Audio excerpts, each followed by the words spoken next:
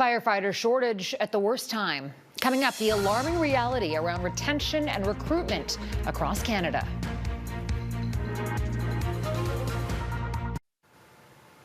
Returning to our wildfire coverage now. Given the fact that Canada's on track to record the most severe wildfire season ever seen, it's all hands on deck right now.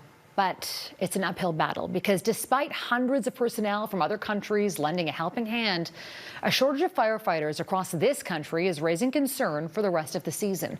And as Joe Scarpelli reports, the burning question is, does Canada have enough people to keep communities safe going forward? Months before wildfire season started, the Canadian Association of Fire Chiefs warned of a concerning trend. The number of both career and volunteer firefighters is going down. Ken McMullen is the president of the association. There's definitely a shortfall. There's no doubt about it. Canada is burning through hundreds of thousands of kilometers of land every day, nearly 5 million hectares so far this year.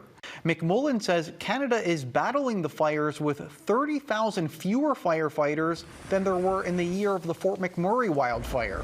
You think about that amount of work that we're doing today. You think about all of the fires that are in our communities today.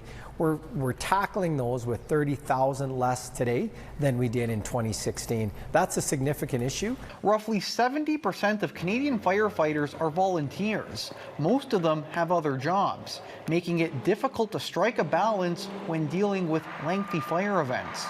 If you have wildfire impacting your community, it is 24/7 for weeks, if not days, if not weeks on end, where people need to be there and doing that work.